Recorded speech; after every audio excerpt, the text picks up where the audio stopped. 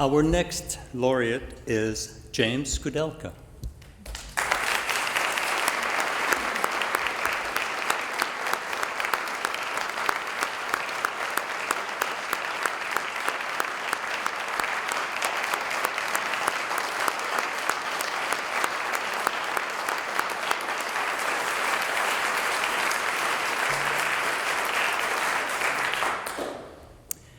James Kudelka is among North America's most versatile and innovative dance artists.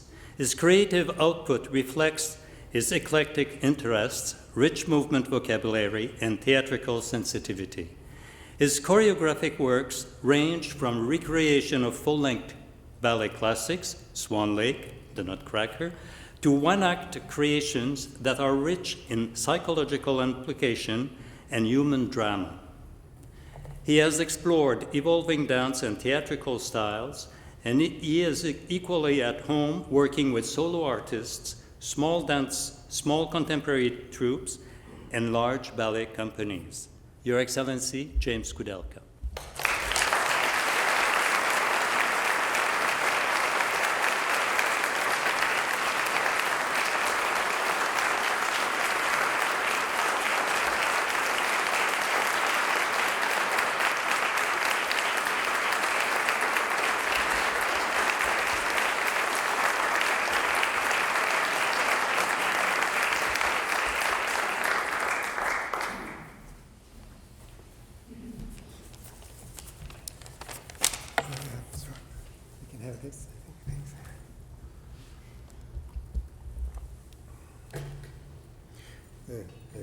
Okay.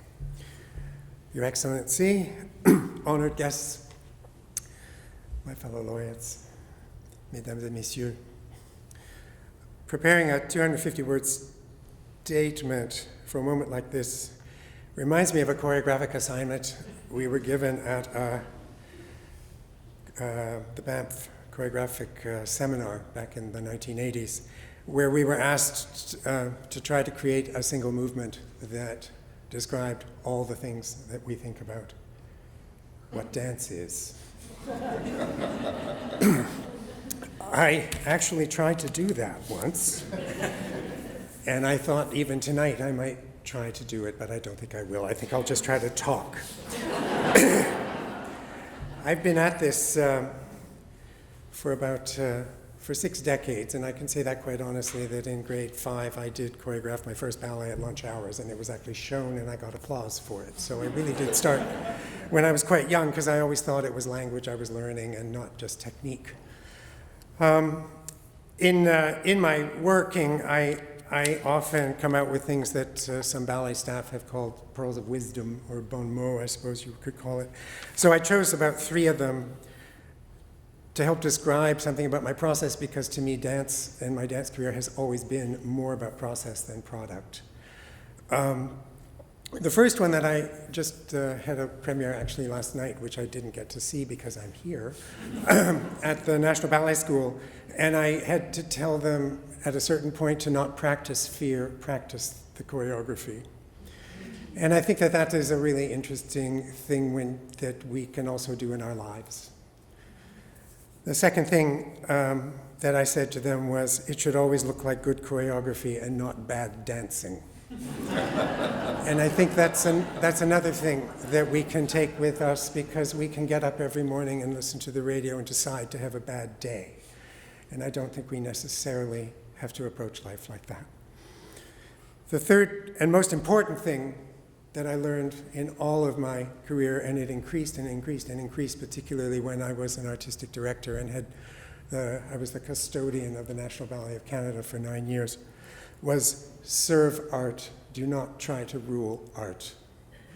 We are, I think, servants of all of our art forms, and it just works so much better for art if we bow to it and allow ourselves to search in it and not be afraid of it, and to be ourselves in it.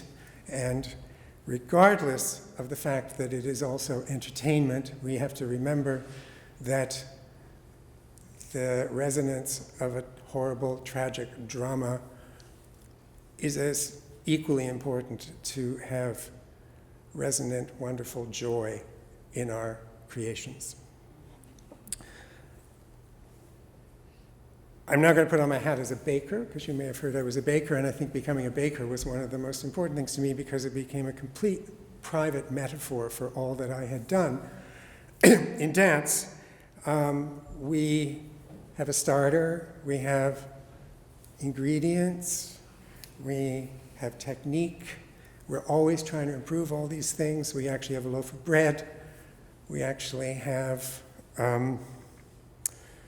day-old bread, which in the case of sourdough it changes what the bread is like, but it is still really, really good bread. And then the bread makes really good toast. And then it dries out and it makes really great breadcrumbs. And I started to think about lifetime achievement and breadcrumbs. Thank you so much.